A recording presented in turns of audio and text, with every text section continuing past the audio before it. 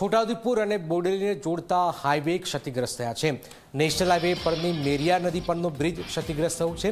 હાલ બ્રિજ પર ભારે વાહનો પર પ્રતિબંધ લદાયો છે। બ્રિજ પર સમારકામની કામગીરી શરૂ કરાઈ છે।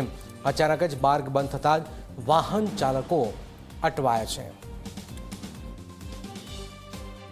आज के दिन में मेरिया पुल अचानक बंद करने की वजह से जो भी आम किसानों को, यहाँ के लोकल रहवासियों को जो तकलीफ पड़ रही है, इसकी जवाबदेही किसकी बनती है।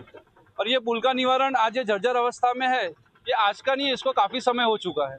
और हमारी सरकार से यही गुजारिश है कि छोटाउदेपुर डिस्ट्रिक्ट के ये वजन से भरे हुए रेत की जो गाड़ियाँ चल रही है, उनके लिए या तो अलग पुल की व्यवस्था की जाए या कोई अलग व्यवस्था की जाए अलग। और इन सारी चीज़ों को देखते हुए बस आम जनता को कोई तकलीफ नहीं पड़े, इसके लिए हम ये चाहते हैं कि इसका कोई निवारण हो।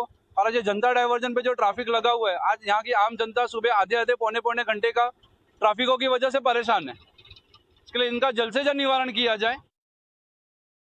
तकलीफ बहुत सर पड़ी है અને નાના વાસણો માટે બહુ તકલીફ પડે છે। બાઇકની કોઈ અવર જવર કરતા હોય એના માટે બહુ અચાનક જ બ્રિજ બંધ કરી નાખ્યો આજ સવારથી। તકલીફ તો પડવાની જ છે, કોઈ જાણકારી જ નથી આપી। સવારમાં તો ખબર જ પડી છે કે બ્રિજ બંધ છે।